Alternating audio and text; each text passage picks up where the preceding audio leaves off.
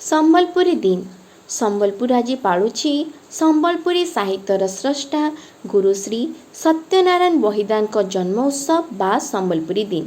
ଚଳିତ ବର୍ଷ ଏହି ଦିନକୁ ସମ୍ବଲପୁରବାସୀ ରାଜ୍ୟସ୍ତରୀୟ ସମ୍ବଲପୁରୀ ଦିନ ଭାବେ ପାଳନ କରିଛନ୍ତି।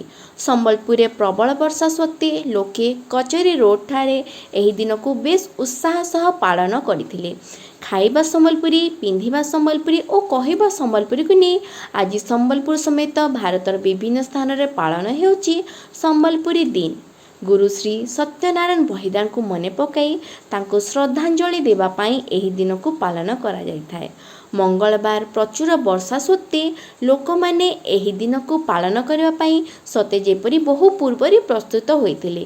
ଏହି ଦିନଟିକୁ କି ଯୁବ କି ବୟସ୍କ ସମସ୍ତଙ୍କ ପାଇଁ ଏକ ଖୁସି ଆଣି ଦେଇଥିଲା। ଏଥିପାଇଁ କଚେରୀ ରୋଡଠାରେ ପ୍ରବଳ ଭିଡ଼ ଦେଖିବାକୁ ମିଳିଥିଲା। ସମସ୍ତେ ସମ୍ବଲପୁରୀ ବସ୍ତ୍ର ପିନ୍ଧିଥିବା ଦେଖିବାକୁ ମିଳିଥିଲା। ସମସ୍ତଙ୍କର ମୁହଁରେ ସମ୍ବଲପୁରୀ ମିଠା ଭାଷା ମଧ୍ୟ ଶୁଣିବାକୁ ମିଳିଥିଲା।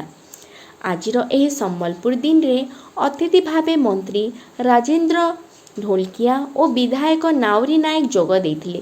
ସେହିପରି ସମ୍ବଲପୁର ଗଙ୍ଗାଧର ମଣ୍ଡପ ଓ ହୀରାକୁଦରେ ମଧ୍ୟ ସମ୍ବଲପୁରୀ ଦିନ ପାଳନ କରାଯାଇଥିଲା। କଳାକାରମାନେ ରଙ୍ଗାରଙ୍ଗ ମନୋରଞ୍ଜନ କାର୍ଯ୍ୟକ୍ରମ ପରିବେଷଣ କରିଥିଲେ। ସେହିପରି କିଛି ବିଶିଷ୍ଟ ଲେଖକ ଓ ସାହିତ୍ୟଙ୍କୁ ମଞ୍ଚରେ ସମ୍ମାନିତ ମଧ୍ୟ କରାଯାଇଥିଲା। 2013 ମସିହାରେ ପ୍ରଥମ କରି ପଶ୍ଚିମାଞ୍ଚଳ ଏକତା ମଞ୍ଚ ଦ୍ୱାରା ଆରମ୍ଭ ହୋଇଥିବା ଏହି ସମ୍ବଲପୁରୀ ଦିନ ଆଜି 10 ବର୍ଷ ପୂର୍ତ୍ତି ହୋଇଛି, ଯାହାକୁ ନେଇ ସମ୍ବଲପୁରବାସୀ ବେଶ୍ ଖୁସି ହୋଇଛନ୍ତି। 2013 ମସିହାରେ ଆରମ୍ଭ ହୋଇଥିବା ଏହି ସମ୍ବଲପୁରୀ ଦିନ ଆଜି ଭାରତ ସହ